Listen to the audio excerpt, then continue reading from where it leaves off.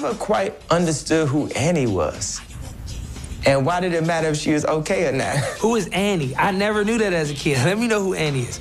Over in this corner, there was a green fiberglass case, and there was a CPR dummy in the case. Good morning. As you heard, the first session was on making innovation happen. This one is that collaboration breeds innovation. I'm going to talk about both. But first, what is this word innovation? We all talk about it, but do we agree what it means?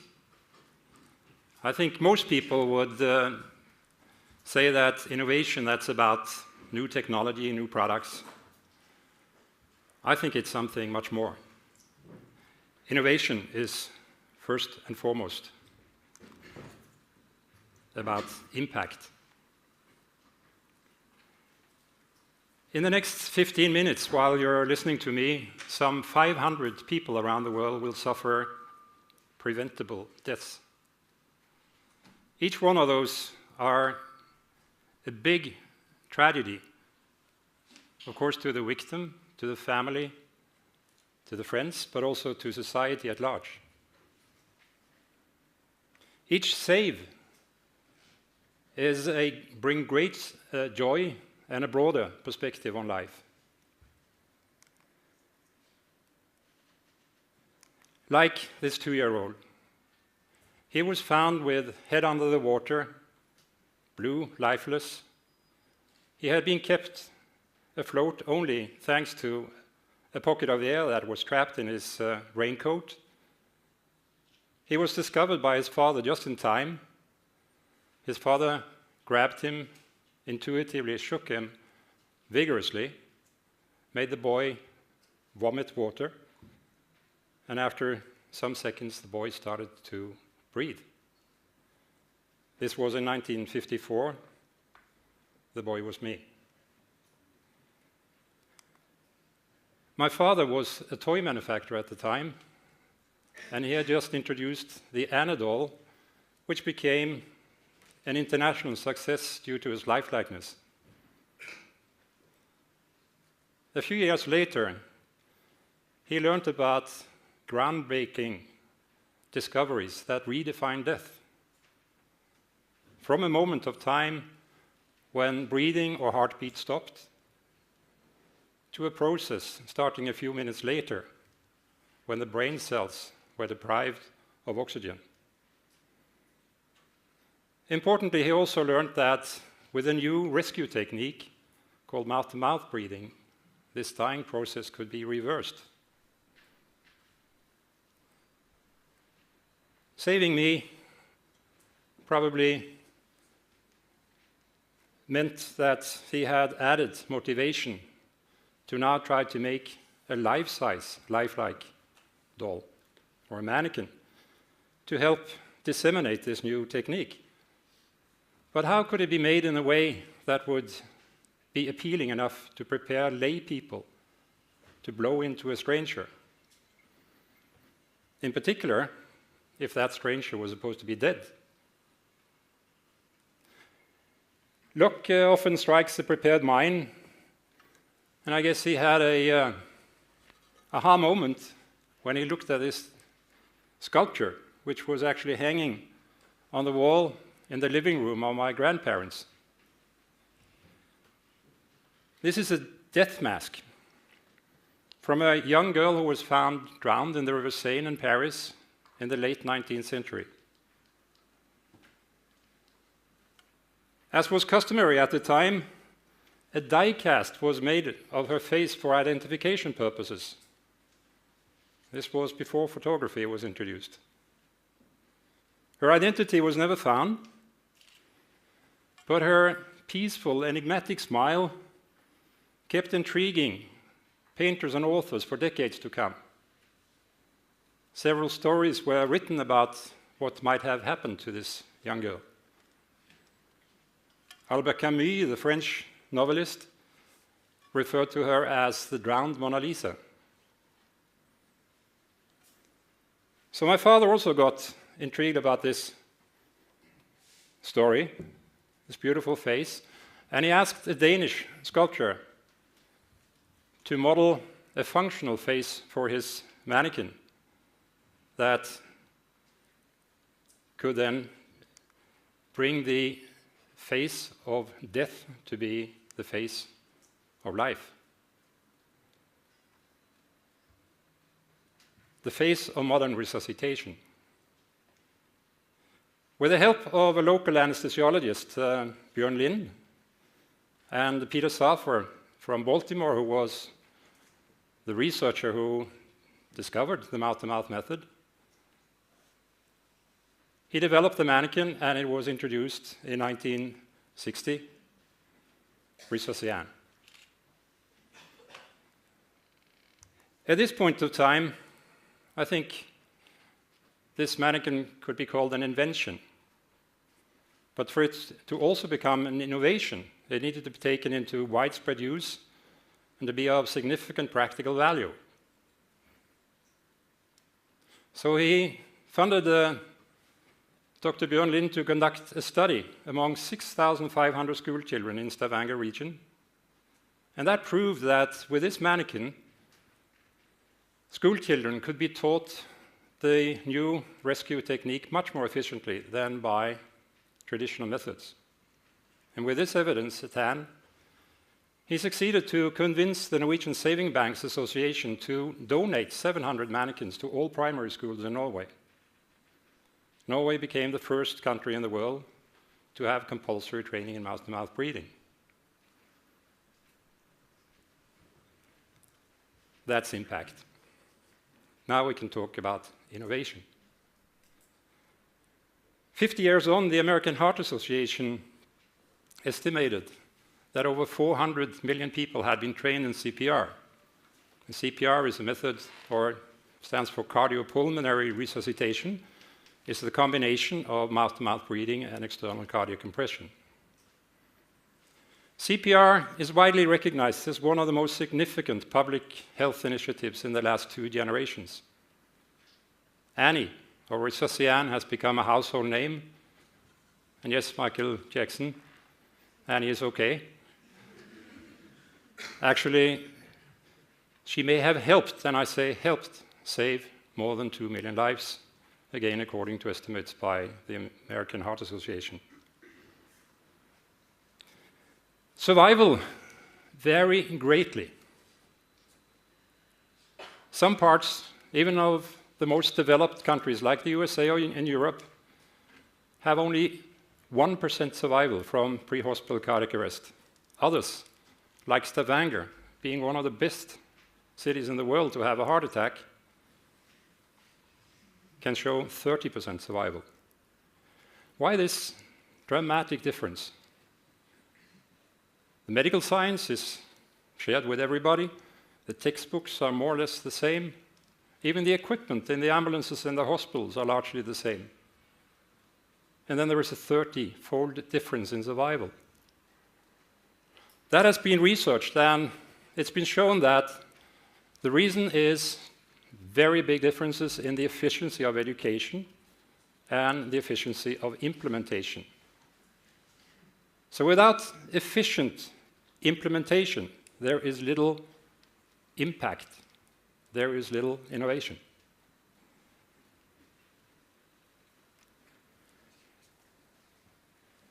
About 6 years ago, I visited some rural hospitals in Tanzania. I saw babies dying right in front of me. Newborns that could be saved with very simple help if there was a trained and equipped birth attendant. I learned that 2 million babies and 100,000 mothers die every year due to lack of this help. That 99% of those deaths occur in low-resource settings. And even more dramatic, I learned that 1 million babies are wrongly classified as stillborn while they are still alive.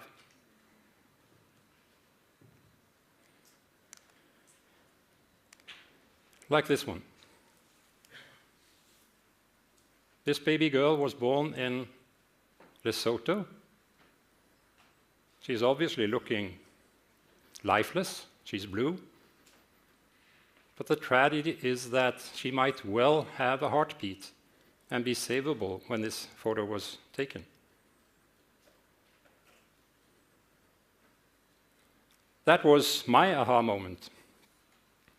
I realized that we could achieve much more relative to our mission of helping save lives by focusing on, in addition to the cardiac arrest and traffic accidents and what have you, focusing on the needs of day of birth in low resource settings.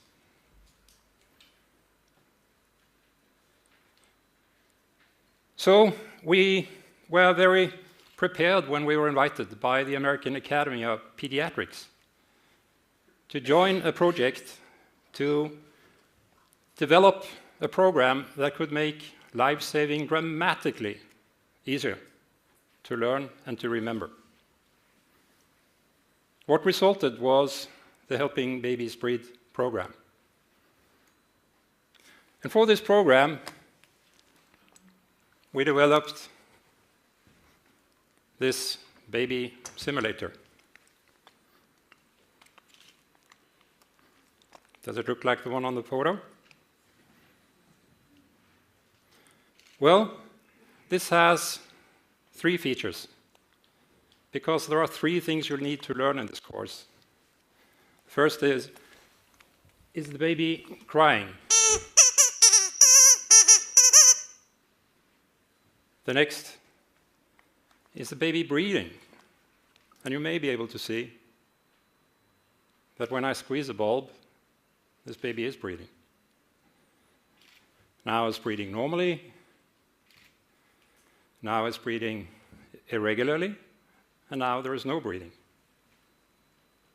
But even if there is no breathing, even if there is no crying, this baby may still be alive. It may have a heart activity. And on babies, that is felt by 2 fingers on the umbilical cord. And I can even reproduce that as a facilitator or instructor by squeezing this bulb. So I can present a case where the birth attendants will have a weak, slow pulse. But when they do the right things, I can increase the rate and I can make it stronger, responding just like a baby.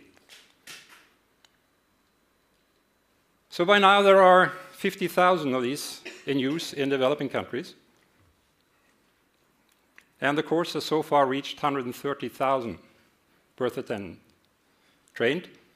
The goal is to train over 1 million by 2015. I can pass this around and you can have the feel for yourself. And you may squeeze this so that I know there's some life out there.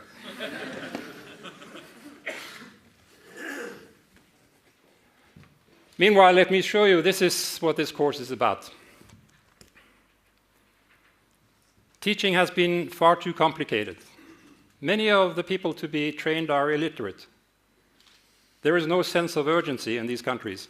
So we applied the analogy of the traffic light, and the situation is that 90% of all babies, be it in Stavanger or in Lesotho or in Tanzania, Bangladesh, 90% are born and start to cry spontaneously, and then they breathe. They need routine care. They are well off, they are in the green traffic sector. Means go. 10% start out in the yellow traffic light sector. And in our communities, they get the help needed because it's simple. But if they don't get the help needed, the light may change to red instead of to green. So this course is about the 3 or 4 steps to move the baby from yellow to green. And time is precious. We're talking about the golden minute. There is 1 minute that the light will stay in yellow, then it will change. If we do nothing, it will change to red, the baby will die. If we do the right things, we will hear Cry, and the baby will start to breathe. Now, how do we teach people this?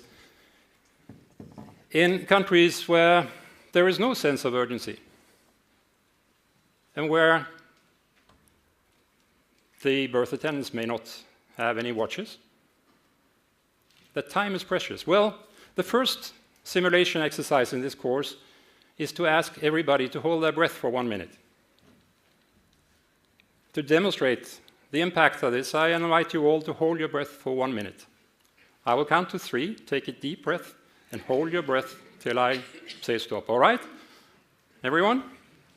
1, 2, 3. Hold your breath.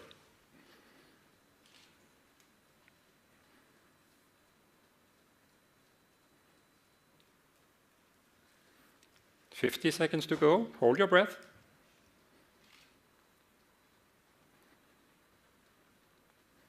So as you start to get problems, raise your hand, but hold your breath if you can.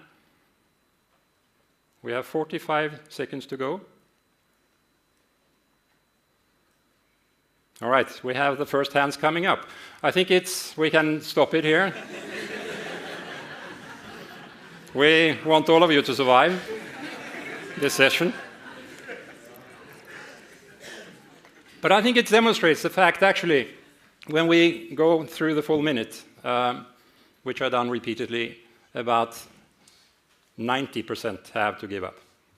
And then you ask the people to reflect a little. How do you think the baby feels?